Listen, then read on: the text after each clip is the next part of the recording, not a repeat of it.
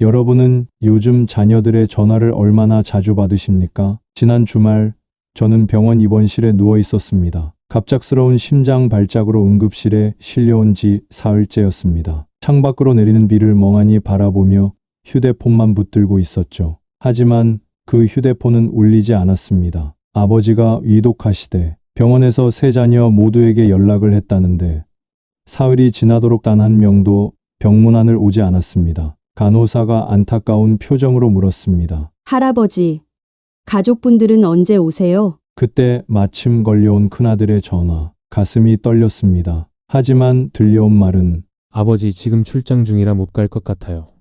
그리고 솔직히 말해서 아버지가 평생 우리에게 해온 간섭과 잔소리를 생각하면 병문안 가기가 쉽지 않네요. 빨리 나으세요.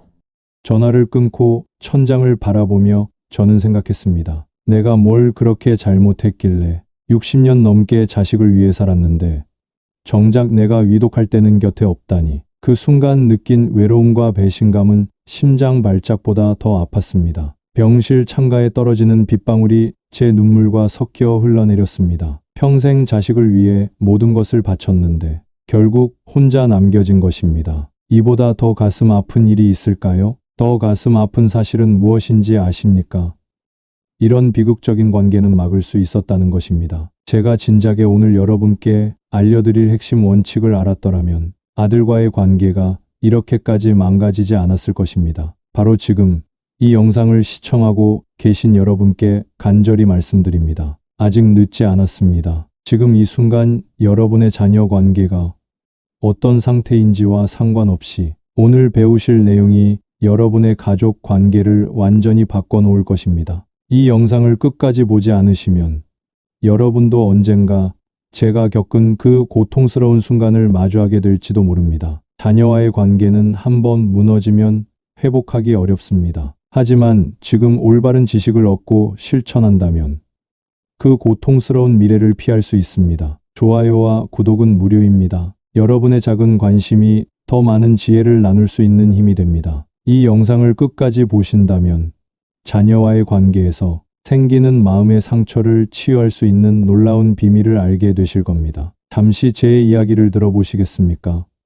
저는 이제 77세가 된 평범한 노인입니다. 세 자녀를 키웠고 지금은 5명의 손주가 있습니다. 평생 자식들에게 최고의 것을 주기 위해 살았습니다. 좋은 학교, 좋은 집, 풍족한 용돈, 그들이 원하는 것이라면 무엇이든 다 해주려고 했습니다. 그런데 왜 자식들은 저에게 등을 돌렸을까요?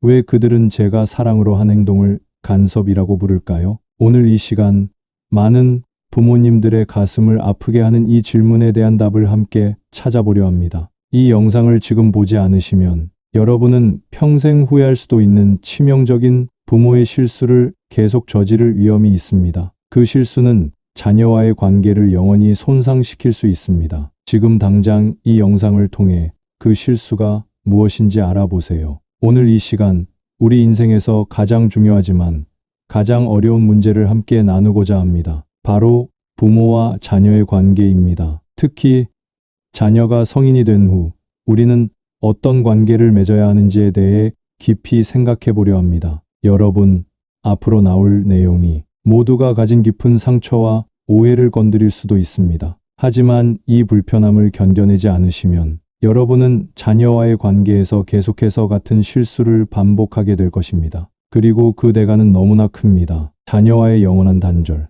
그것보다 더 고통스러운 일이 있을까요? 우리 인간은 모두 연결되어 있습니다. 특히 부모와 자녀 사이의 연결은 그 무엇보다 강합니다. 탯줄은 잘렸어도 마음의 줄은 평생 이어져 있죠. 그런데 문제는 바로 여기에 있습니다. 자녀가 성인이 되면 부모와의 관계는 반드시 변해야 합니다. 하지만 많은 부모님들이 이 변화를 받아들이지 못합니다. 그리고 그 결과 자녀들은 서서히 부모로부터 마음의 문을 닫기 시작합니다. 충격적인 통계를 보여드리겠습니다. 노년기 우울증의 주요 원인 중 하나가 바로 자녀와의 단절입니다. 자녀와 관계가 좋지 않은 노인들은 그렇지 않은 노인들보다 수명이 평균 7년이나 짧다는 연구 결과도 있습니다. 여러분의 건강과 행복이 자녀와의 관계에 달려 있다고 해도 과언이 아닙니다. 제가 70년을 살아오며 깨달은 가장 중요한 진실 중 하나를 말씀드리겠습니다. 자녀는 우리의 소유물이 아닙니다. 그들은 우리를 통해 이 세상에 온 독립된 존재입니다. 이 사실을 받아들이는 것이 얼마나 어려운지 저도 잘 압니다. 저 역시 세 자녀를 키우면서 이 진실과 싸워왔으니까요. 하지만 이 진실을 무시한다면 여러분은 자녀와의 관계에서 돌이킬 수 없는 실수를 저지르게 될 것입니다. 여러분, 우리 주변을 둘러보면 두 종류의 부모를 볼 수 있습니다. 첫 번째는 간섭하는 부모입니다. 이런 부모는 자녀의 모든 결정에 개입하고 자신의 방식대로 자녀의 인생을 이끌려고 합니다. 내 경험에 비추어 볼 때 이게 최선이야 라고 말하며 자녀의 선택을 존중하지 않죠. 이런 부모의 자녀들은 어떻게 될까요?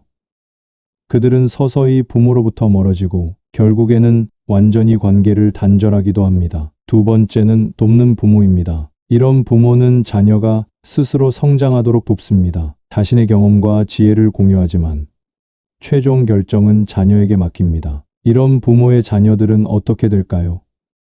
그들은 평생 부모를 존경하고 신뢰하며 어려운 일이 있을 때마다 부모에게 조언을 구합니다. 여러분은 어떤 부모가 되고 싶으신가요? 정직하게 자문해 보십시오. 그리고 지금 여러분은 어떤 부모인지도 생각해 보세요. 만약 여러분이 간섭하는 부모라면 지금 당장 변화하지 않으면 자녀와의 관계는 계속해서 악화될 것입니다. 이건 다 너를 위해서야. 너의 행복을 위해 하는 거야. 얼마나 자주 이런 말을 자녀에게 해왔습니까?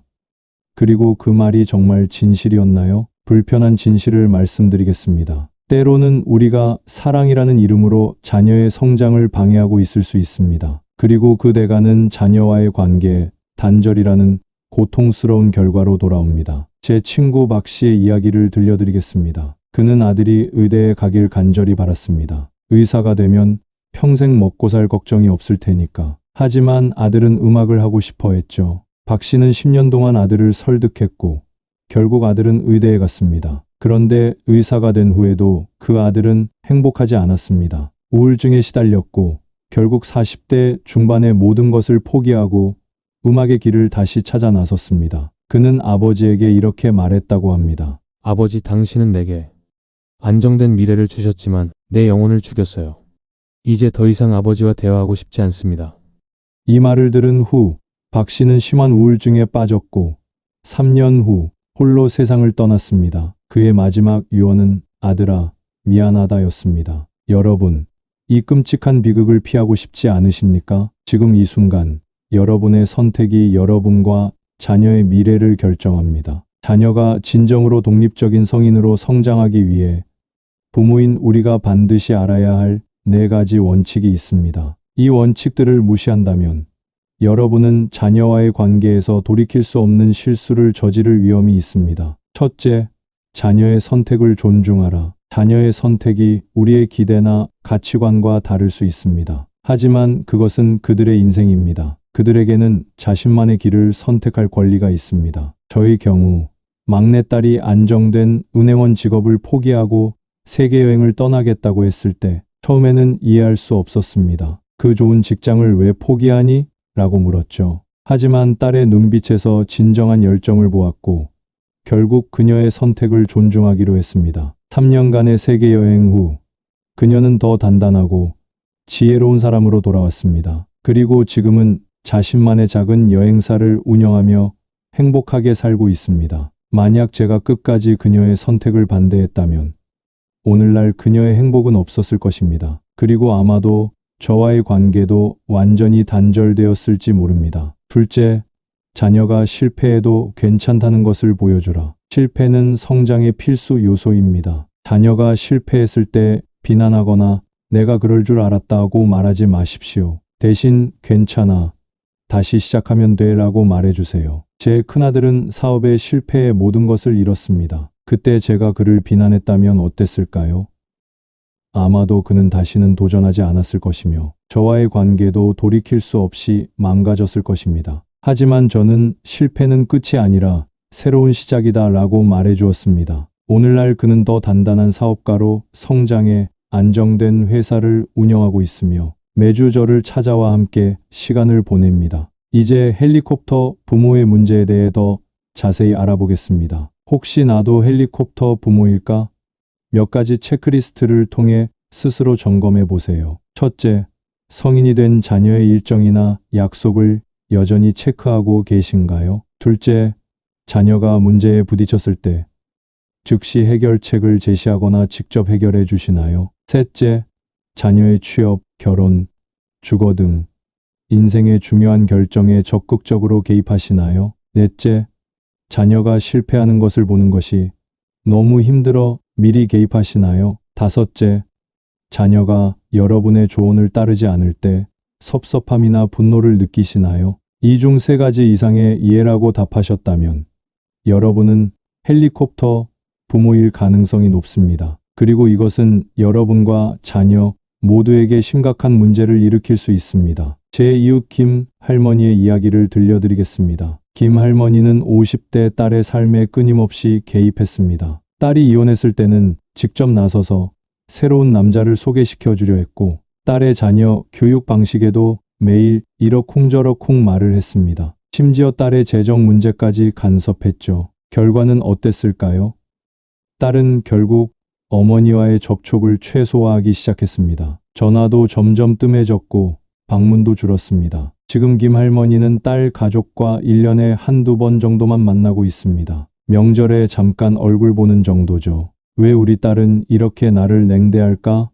김 할머니는 이해하지 못합니다. 하지만 진실은 명확합니다. 끊임없는 간섭과 통제가 딸을 멀어지게 만든 것입니다. 부모가 모든 걸 대신 해결해주는 순간 자녀는 스스로 판단하고 결정하는 법을 배우지 못합니다. 이것은 마치 아이에게 자전거 타는 법을 가르친다고 하면서 실제로는 항상 부모가 자전거를 끌고 가는 것과 같습니다. 그 아이는 결코 균형을 잡는 법을 배우지 못할 것입니다. 심리학자들의 연구에 따르면 부모의 간섭이 많을수록 자녀는 더 흔들리고 불안해한다고 합니다. 왜 그럴까요? 그들은 항상 부모의 판단에 의존해왔기 때문에 스스로 결정하는 근육이 약해졌기 때문입니다. 프랑스 철학자 몽테뉴는 이렇게 말했습니다. 부모가 자녀에게 줄 수 있는 가장 큰 선물은 뿌리와 날개다. 뿌리는 안정감을, 날개는 자유롭게 날 수 있는 용기를 의미합니다. 여러분은 자녀에게 안정감은 주셨을지 모르지만 혹시 날개를 주는 것은 잊으신 건 아닐까요? 제가 알고 있는 한 노부부의 이야기를 들려드리겠습니다. 이 부부는 아들이 40세가 되었을 때도 여전히 아들의 모든 결정에 개입했습니다. 직업 선택부터 결혼 상대까지 모든 것을 부모가 결정했죠. 아들은 부모의 바람대로 안정된 공무원이 되었고 부모가 선택한 여성과 결혼했습니다. 겉으로 보기에는 완벽한 가정이었습니다. 하지만 50세가 된 아들은 어느 날 갑자기 모든 것을 포기하고 사라졌습니다. 1년 후 그가 돌아왔을 때 그는 이렇게 말했습니다. 평생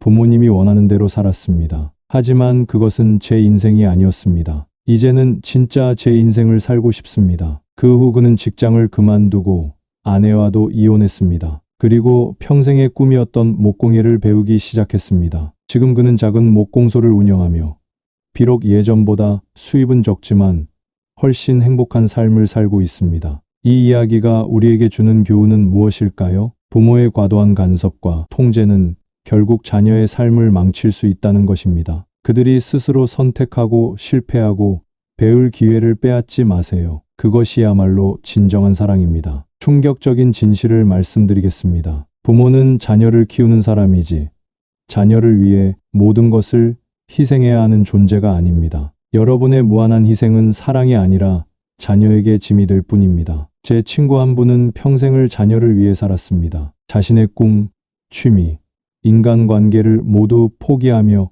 오직 자녀만을 위해 헌신했죠. 그런데 어느 날 그분의 딸이 이렇게 말했다고 합니다. 엄마, 당신은 왜 항상 나를 핑계로 당신의 삶을 살지 않는 거예요? 그게 나를 얼마나 부담스럽게 하는지 알아요?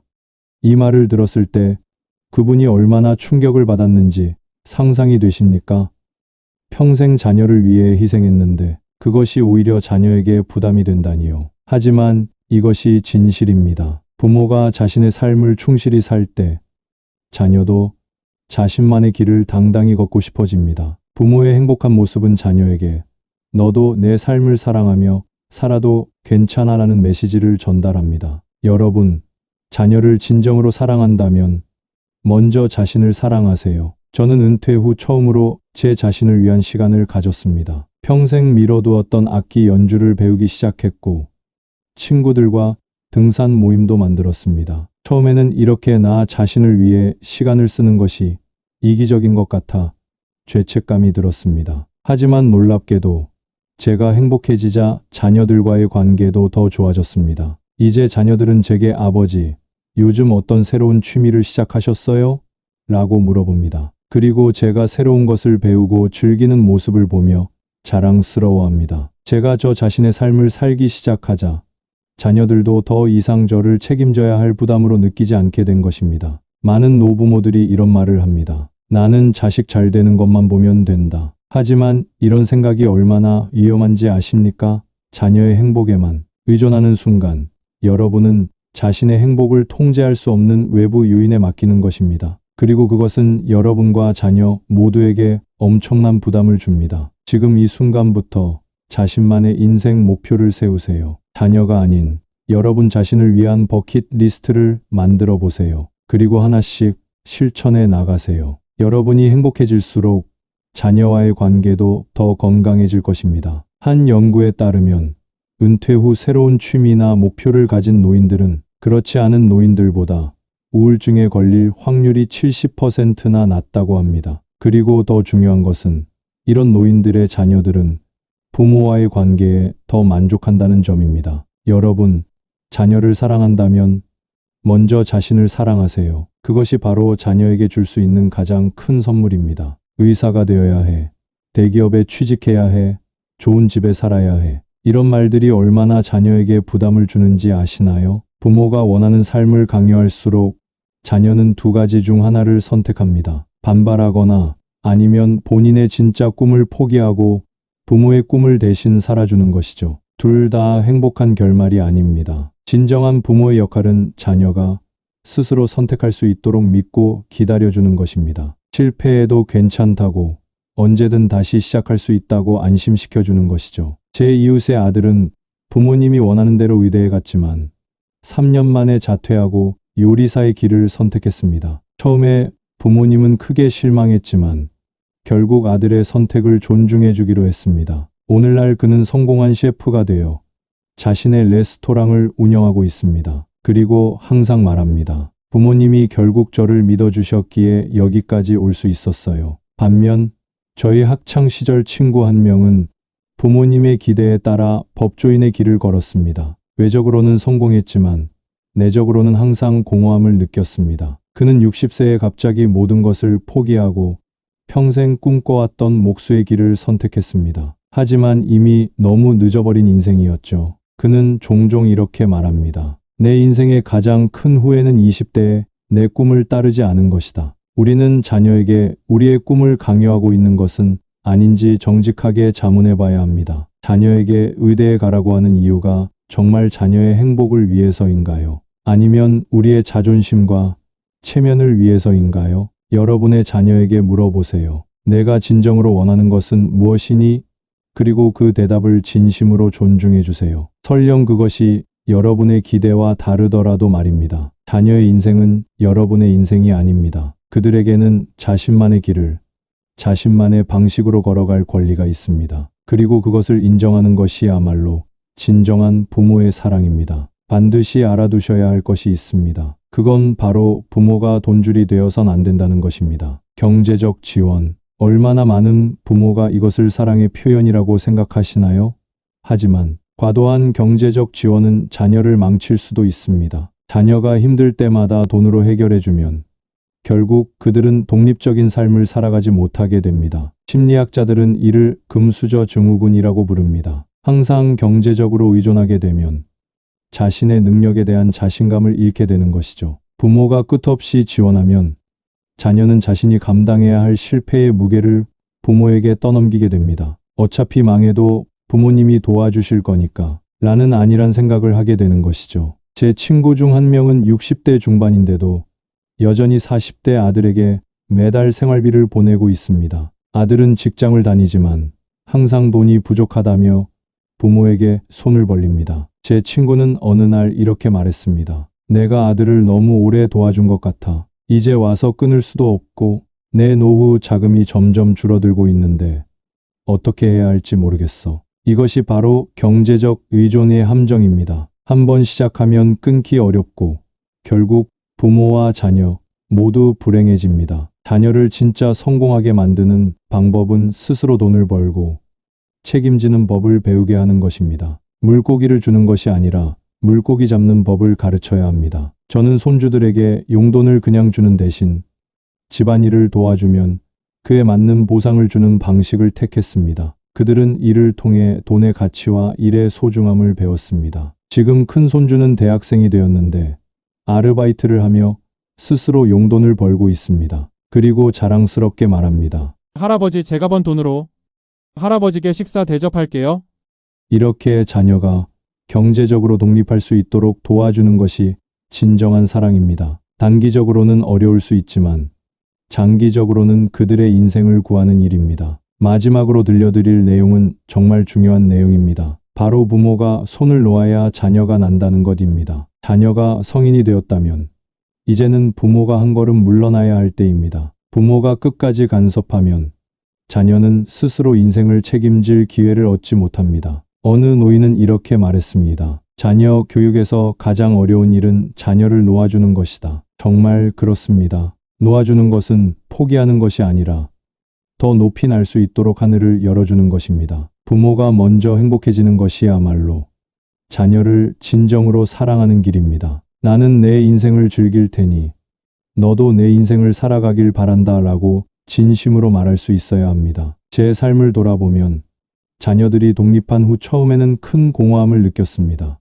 이제 내 삶의 의미는 무엇인가? 라는 질문이 계속 머릿속을 맴돌았죠. 하지만 점차 깨달았습니다. 이제야말로 제 자신을 위한 삶을 살 기회라는 것을. 저는 새로운 취미를 찾고 오래된 꿈을 다시 꾸기 시작했습니다. 그리고 놀랍게도 제가 제 인생을 살기 시작하자 자녀들과의 관계도 더 깊고 의미 있게 변화했습니다. 그들은 이제 저를 책임져야 할 부담이 아니라 함께 인생을 나누는 동반자로 여기게 되었습니다. 부모가 믿어주고 기다려줄 때 자녀는 스스로 성장하고 진짜 어른이 됩니다. 이것이 부모가 자녀에게 줄 수 있는 가장 소중한 선물입니다. 바로 자유와 신뢰입니다. 여러분, 자녀의 인생에서 물러서는 것은 두려운 일일 수 있습니다. 하지만 그것은 동시에 가장 위대한 사랑의 표현입니다. 그들이 자신만의 날개로 날 수 있도록 용기를 주세요. 여러분이 놓아줄 때 그들은 비로소 날 수 있습니다. 그리고 잊지 마세요. 여러분의 가장 위대한 성공은 독립적인 자녀를 키우는 것입니다. 자녀가 여러분 없이도 잘 살 수 있다면 그것이야말로 여러분이 부모로서 성공했다는 증거입니다. 오늘 이 영상에서 배우신 모든 원칙을 꼭 실천해 보세요. 여러분과 자녀의 관계가 더 건강하고 행복해질 것입니다. 그리고 그것이야말로 우리 모두가 원하는 것이 아닐까요? 여러분의 가정에 사랑과 이해가 가득하기를 진심으로 바랍니다. 구독과 좋아요는 무료입니다. 경청해 주셔서 감사합니다.